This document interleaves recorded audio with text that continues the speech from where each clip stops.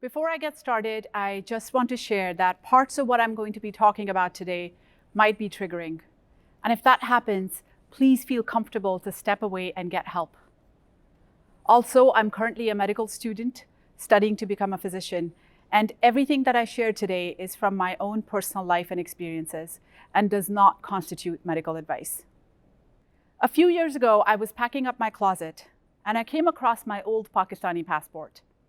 I opened it and there my marital status was married. My occupation was housewife. And there was a picture of me at the age of 16. I was a child bride. I'm now in my 30s. I've broken free from that abusive child marriage and built a new life for myself and my daughters. I've shared my story hundreds of times since then. Heck, I've even written a damn book about it. But none of that mattered in that moment when I saw that picture in that passport. None of it prepared me for the tsunami of pain and grief that engulfed me for the next several hours as I lay sobbing on the closet floor. That is the reality of living with trauma. It hits you unexpectedly like a ton of bricks, and it sucks. That is not the only type of trauma that I experienced. When I left my abusive marriage, something that no woman from my family had ever done before, I was called a shameless woman and a bad mother. When I succeeded in my academics and my career, my brother-in-law said to me, "What's the point of you winning these awards and scholarships if you failed at the real purpose of being a woman? Shame on you." When I started sharing my story to help others, people accused me of defaming my culture and my religion for self-promotion. And over the last decade of my advocacy work, I've heard from countless of people afraid to come forward with their faith, beliefs, sexuality, gender, goals, ambitions, afraid of living their truth due to cultural and religious trauma. I grew up watching my father abuse my mother, and I accepted it in my own marriage. And when my older daughter was growing up, she saw only two emotions modeled for her: anger from her father and despair from her mother. She had anger tantrums, trouble making friends. She would yell, close off, shut down. She was often labeled a difficult child. That was not her personality.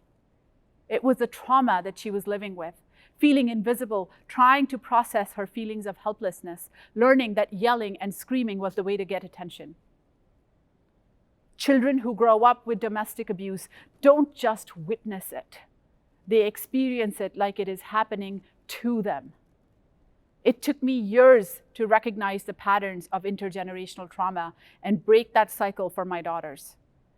And our healing journey continues even today. So if you are thinking that you should stay in an abusive relationship for the sake of your children, don't. Please leave for the sake of your children. A few weeks into the first lockdown of the pandemic, I was doing my hair and suddenly had this really realistic flashback of my ex-husband hitting me because some of my hair had escaped from my hijab at a dollar store. For days after that, I had memories and other flashbacks and high levels of anxiety and feeling afraid in my own home, trouble sleeping. And I couldn't understand why I was suddenly remembering things that happened 20 years ago. I scheduled a session with my therapist and he asked me one question. "Samra, when was the last time you were isolated, told that you cannot go out of the house or meet your friends?" Even though my intellectual brain knew that this was a pandemic and not an abusive marriage, my body carried the trauma memories and experienced it the same way. There are triggers all around us that can bring up traumatic memories. It does not mean that there is something wrong with us. It means that we're reminded of something bad that happened to us. We also experience collective trauma as a society. Just look at what we're living through now with this pandemic. People are losing their livelihoods, loved ones, their health. Domestic abuse is rising in intensity and frequency because isolation is an abuser's best friend. Youth mental health challenges are on a steep incline. We are inundated with traumatic news, hate, division. This pandemic may end soon, but its effects will last for generations to come. We live in a society where trauma is often justified, even glorified. So many of us grow up begging to be loved, trying to bend ourselves out of shape to fit into societal boxes of acceptance, struggling with anxiety, depression, despair, believing that our truth makes us unworthy. Because we are taught that love is transactional. It comes at a price. If our family treats us badly, we're told to keep trying harder, and one day they will love us back, even though we may be completely depleted and hating ourselves by then. We're conditioned to believe that by suffering, we're showing everyone how good and virtuous we are. My ex-mother-in-law used to give me the example of her sister who, despite getting beaten up by her husband every day, would never complain. That was the sign of a good wife. Those were the standards of nobility that I should strive for. Why? Am I going to get some kind of trophy in the end? Is there a pot of gold waiting for me at the end of the suffering rainbow? We even compare our trauma with others. We try to earn brownie points by saying things like, "Oh, this is nothing. I've been through so much more than you."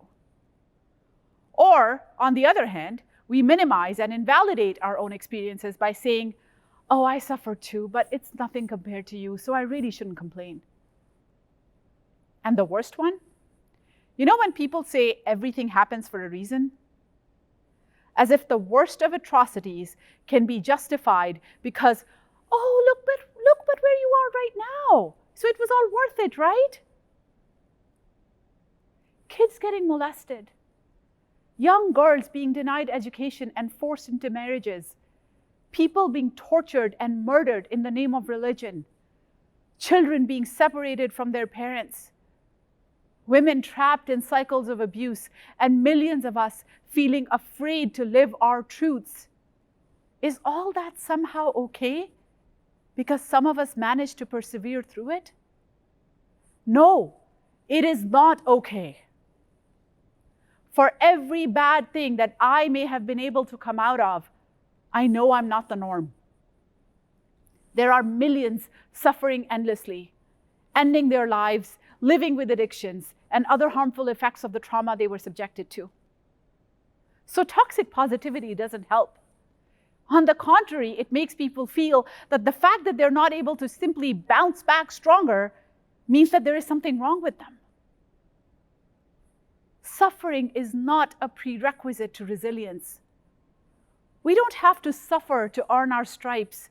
There is no such thing as a suffering Olympics. We don't come to this world to suffer. I might be more successful today than that 16-year-old girl in the passport picture, but I would gladly give up my accomplishments to get my childhood back, to be able to go to concerts with friends, to not have had to climb mountains to get my education, to be able to choose who and when to marry, if and when to have children, to not be subjected to years of abuse, to live without fear and pain. What happened to me was not okay then. It is not okay now. And it will never be okay, no matter how glamorous my resume looks. I am not who I am today because of what happened to me. I am here in spite of it. I have tremendous gratitude for the life I have today. And I also grieve for the life that was taken away from me. Gratitude, grief, happiness, loss, joy, pain, we can feel all these emotions simultaneously.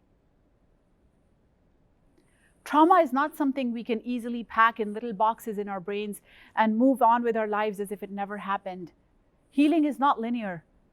No matter how much time passes, there will be moments of pain. Over time, it may become easier, but even when the wounds heal, the scars remain. I spent years beating myself up for not getting over it, as if there was something wrong with me. I shamed myself for being too sensitive, too damaged, too weird. until I learned that the most important thing I needed to heal was love, compassion, and kindness from myself. We deserve our own compassion. So when that tsunami of pain hits us, we know how to support ourselves through it. When I have those moments, I give myself hugs, reach out to my trusted circle, write creative pieces, journal, use short meditations. Being in nature helps me a lot. One of my favorite things to do in the summer is go to Niagara Falls in the middle of the night when no one is around, just close my eyes, feel the mist on my face, and just listen to the sound of the crashing water. It's magical. Through self-awareness, I've also learned to identify my triggers so I can be proactive during difficult times and not get to a place of feeling completely overwhelmed. For instance, a few weeks ago, I had a virtual case hearing against my ex-husband, and I knew that seeing his face on Zoom will likely be a trigger for me. So right before the hearing, I surrounded myself with things that reminds me of the love and happiness I have in my life today. My stuffed unicorn that my partner gifted me, my favorite candle that says, "I am enough," a picture of my daughters. These reminders helped me get through the hearing with strength, clarity, and peace. When we know ourselves, our unique triggers, and our calming strategies, we can increase our self-advocacy and be proactive about our mental health. Healing also requires cultivating a strong support system. We can be as kind as we want to ourselves, but if the people around us are putting us down, invalidating and shaming us, we're not going to get very far. We have to surround ourselves with people who lift us up, who empower us to live our truth. I often use the analogy of our life being like a tree. I am the trunk upon which everything rests. The branches on the tree are the relationships I have with other people. There are the vibrant, healthy branches that add beauty and nurturing to my life. Then there are branches that will die and fall off, like people walking away from my life for various reasons. But then there will be branches that will rot, become ugly, dry up, get toxic, but they will refuse to fall off. They will suck the energy and nutrients from the healthy branches. They will take away from the beauty of my tree. And at that point, I have to go in with a giant axe and chop them off. I do a friendship audit regularly to let go of the relationships that no longer serve my growth and well-being. That involves setting boundaries, teaching people how to treat us, and at times even cutting people off, which can be painful. One of my most painful boundaries was with my mother. I spent years trying to win her love and approval, but she always made me feel like a failure, judging me and shaming me for my life choices, telling me that I'm dragging my daughters to hell. And I can't have that in our lives. That branch had to go. Healing also requires, perhaps most importantly, asking for help. We often live with internalized stigma that prevents us from seeking help. We think that no one will understand us, so why bother? But we can reframe those patterns. The first step is recognition and awareness. For years, I've been reading books about trauma, which have really helped me understand and reframe the roots of my limiting beliefs, thoughts, and patterns. But even the nerd in me eventually learned that we cannot study our way out of trauma. It is so important to get professional help. I've had short-term therapy for specific challenges. I worked with a trauma psychologist for 5 years who played an instrumental role in my healing. I've walked away from therapists that weren't quite right for me. I've also benefited from family and group therapy with my daughters. There's no one-size-fits-all approach to healing. It is our right to get the help that is right for us. So you can interview therapists, choose the care you need, and change it as your needs evolve. You are in the driver's seat of your own healing journey.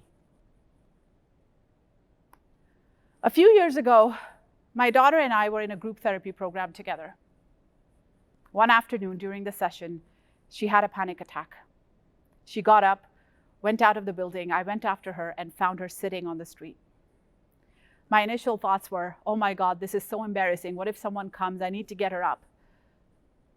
But then I forced myself to pause and think, what does she need from me right now? She didn't need me to tell her to get up or worry about what others would think. She needed me to help her feel through the pain.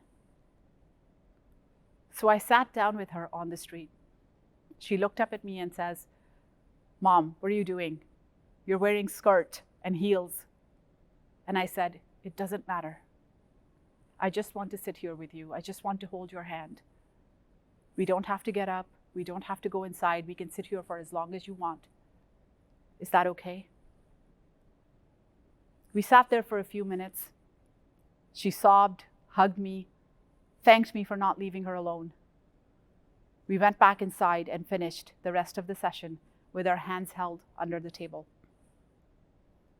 In that powerful moment, I learned that just like I held space for my daughter, just like I held her hand, just like I helped her feel validated and supported, I needed to do the same for myself.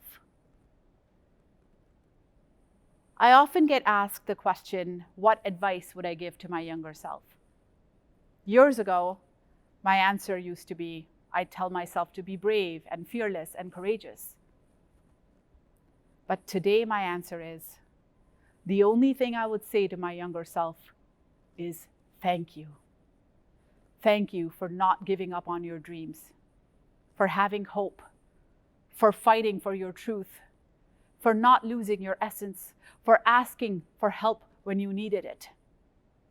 Thank you for choosing to heal and love even through the worst of pain. Because if you hadn't done that, I wouldn't exist.